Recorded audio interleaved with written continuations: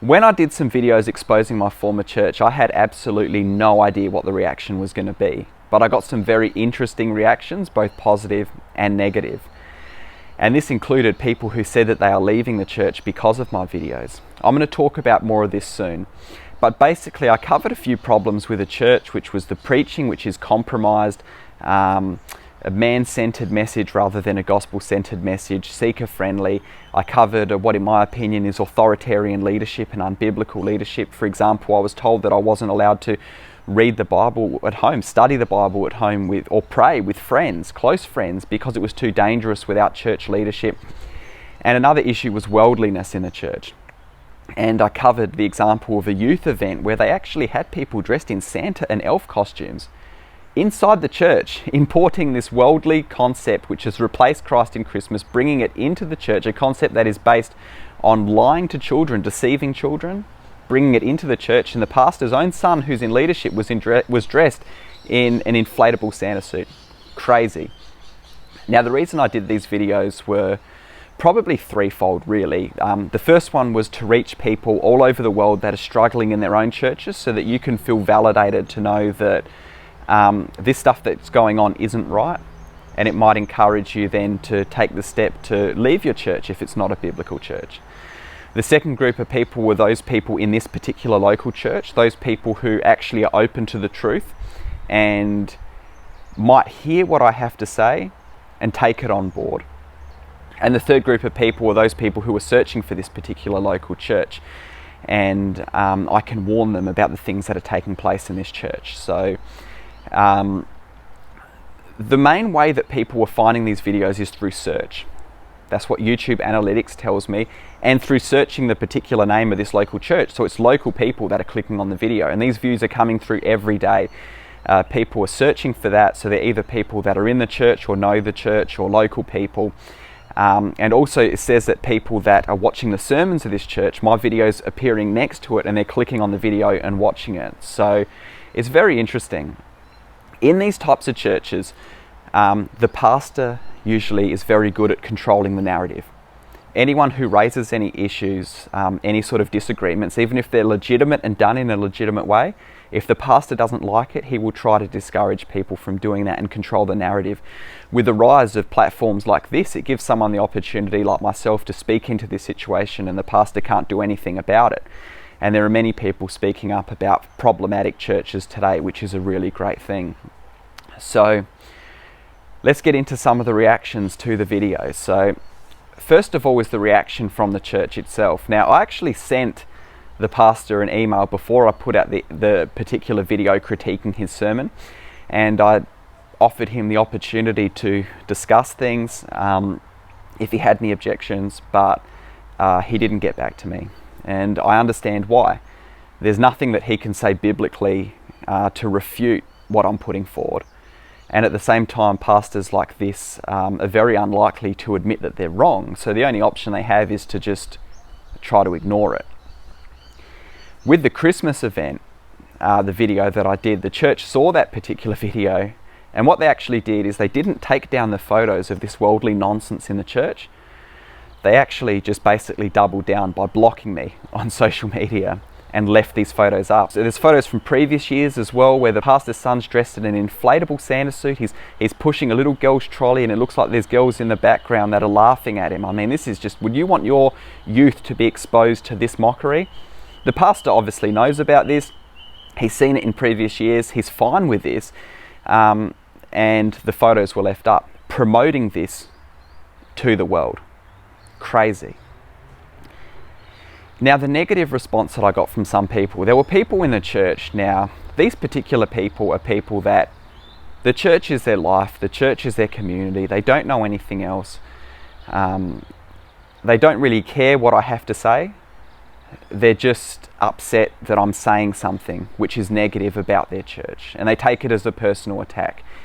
There were a number of comments and messages of people saying that what you're doing is wrong, and basically just getting emotional about it. And any of these people that I responded back to, and I said, if there's anything biblically that I've said that's inaccurate, I'm open to hearing your thoughts. Could you communicate your biblical concern with me?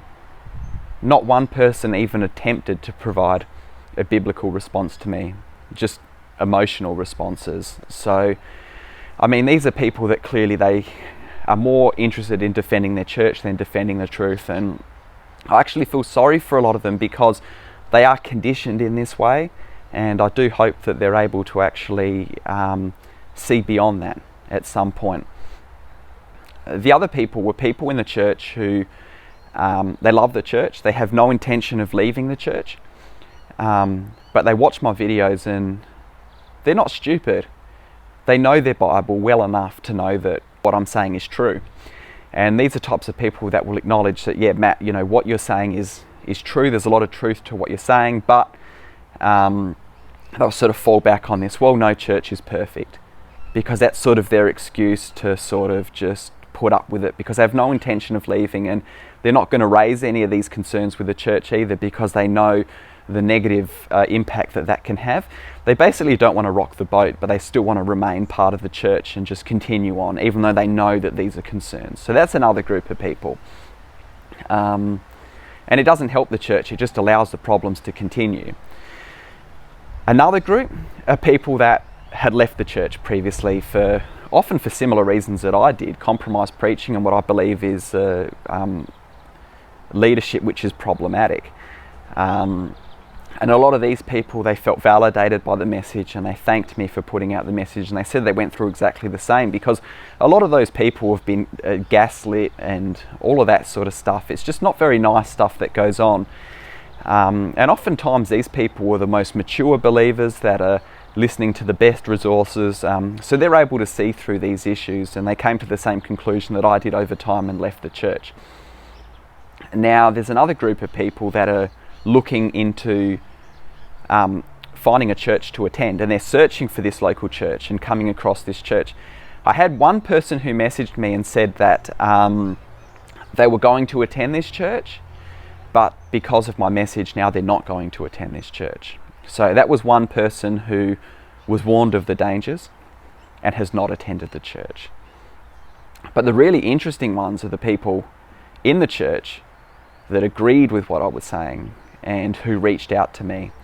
I spoke to people, I texted people, I got emails, voice messages, phone calls, everything from these people. So I actually got a message come through after putting up the video about the problematic compromised preaching. And this particular person reached out to me and said, Matt, I'd love to interact with you. I'm going through some of these things. I've been feeling these things about the preaching, and what you've communicated has just validated things for me. And this particular person sought counsel from outside of the church with someone else. They showed them my video and they said that, yeah, what Matt is saying in the video is 100% correct. And this person actually made a decision to leave the church, and they thanked me very much. They found out about the video because people in the church were talking about it, and then they went and watched it for themselves. And then when they were discussing it with people in the church and raising points of contention, this person said that no one could provide any biblical refutation for anything that I said. It was all just emotional, people just getting worked up about it. And he just said it was just, what I said was very clear, it was very accurate. And this person actually found another church that they love. They said the fellowship's been amazing. They talk about the deep things of God. The preaching is on point. It's convicting. It's not seeker friendly. And they've really found a new community that they absolutely love. So that was great. I'm not going to say whether these people were singles or couples or who they were, but there's another one that reached out to me in an email and said that they stumbled across my video. They were shocked to see a video on their church. And they said to me that they listened with an open mind to what I had to say, and they agreed with a lot of what I said. They said that it's hard to find a good church in Adelaide, which I agree with, not just in Adelaide, all over the place at the moment from what I hear. But they wanted to actually meet up with me and discuss things and look at recommendations for a different church. So I'm not sure in the end what happened there. I haven't followed that up, but that was the second contact that I'd got from someone actually inside the church. A third one that I got was someone that told me that they are leaving the church, and they have left the church. through watching my videos. And then another contact that I got was actually from someone who said, they emailed me and they said that your video came up, we were shocked to see your video. So another person that it just popped up because they were searching for their own church. And this person said to me that they'd been feeling this for a while, similar things. They were wanting the pastor to preach on sin, hell, judgment, repentance, dying to self, taking up your cross, sanctification, all of these types of things. And anytime the pastor would speak these words, they would get excited, but then the pastor would gloss over it. And when he would bring it up, he would hardly bring it up anyway. They said that when they saw my Christmas video, they thought I was lying and making things up because it was so insane. But then when they zoomed in on the photo of the people there, they could see that they were people they said that they respected in the church. And the word that they used is that they were heartbroken. So that really impacted them. And they said that what I spoke validated a lot of things they were thinking and feeling. And this particular person has actually left the church as well. So I know that a lot of people go through these things, so it's not surprising to me that these videos, these are the types of people I'm reaching. There are those who will just be completely closed off just because they're conditioned to be, but then there are those who will hear the video and be open to it, and it will give them that push, that decision to leave the church. So there was one person who didn't attend the church because of the video, and there were 3 people who have actually left the church because of the video. And the video keeps getting views, and I'm sure that I'll keep getting information coming through, people contacting me as well. So I'm really glad that it could have an effect. I'm really glad that it could have an impact, because I want to see people in good churches with good solid preaching. The problem in a lot of these churches, now it's great that these people were able to open their eyes and come to a place where they could recognize the truth and hopefully find, if they haven't already, good gospel-centered churches.